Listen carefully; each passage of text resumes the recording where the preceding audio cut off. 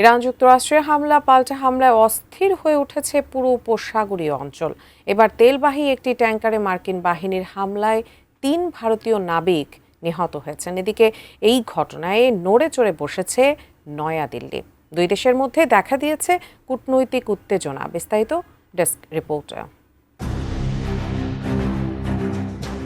Hormuz প্রণালীর কাছে একটি মার্কিন অ্যাপাচি হেলিকপ্টার বিধ্বস্তের জেরে আবারও সংঘর্ষে জড়িয়েছে ইরান যুক্তরাষ্ট্র।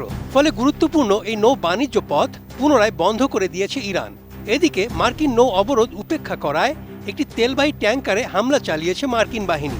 এই হামলায় ৩ ভারতীয় নাবিক নিহত হয়েছেন। ফলে ভারত যুক্তরাষ্ট্রের কূটনৈতিক সম্পর্কে দেখা দিয়েছে চরম উত্তেজনা। বসুন্ধরা টিস্যু, অশুদ্ধতার বিরুদ্ধে এক বিন্দুও ছাড় নয়। হরমুজ প্রণালীর ওমান উপকূলে একটি তেলবাহী জাহাজে হামলা চালায় যুক্তরাষ্ট্র। পালাওয়ের পতাকাবাহী জাহাজটিতে ভারতীয় নাবিকরা ছিলেন। হামলার পর ২১ ভারতীয়কে উদ্ধার করতে পারলেও ৩ জন নাবিককে খুঁজে পায়নি উদ্ধারকর্মীরা। ১১ জুন বার্তা সংস্থা রয়টার্স এক প্রতিবেদনে জানিয়েছে, ভারতের জাহাজ চলাচল বিষয়ক মন্ত্রী সর্বনাথ সোনোওয়াল নিশ্চিত করেছেন নিখোঁজ ৩ নাবিকের সবাই নিহত হয়েছেন। সেত্তাবেল্লো নামে এই তেলের ট্যাঙ্কার জাহাজটির ইঞ্জিন রুমে মিসাইল ছোড়ে যুক্তরাষ্ট্র।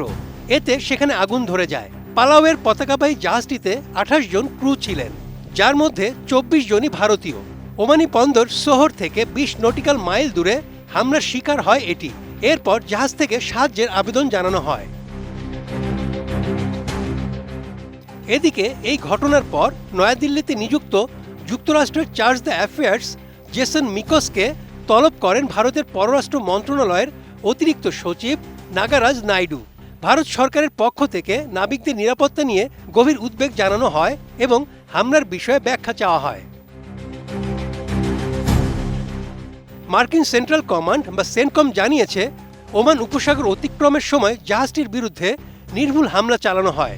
তাদের দাবি, জাহাজটি মার্কিন বাহিনীর নির্দেশনা মানেনি। অন্যদিকে যুক্তরাজ্যের সামুদ্রিক বাণিজ্য তদারকি সংস্থা ইউকেএমটিও জানিয়েছে, জাহাজটি ওমানের সোহর বন্দরের উত্তর পূর্বে ইঞ্জিন কক্ষে আগুন লাগার খবর দিয়েছিল।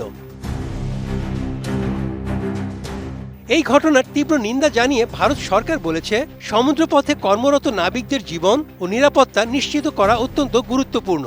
পাশাপাশি ভবিষ্যতে এ ধরনের ঘটনার ব্যাপারে যুক্তরাষ্ট্রকে সতর্ক থাকার আহ্বান জানিয়েছে দেশটি। Desk report, ATN news.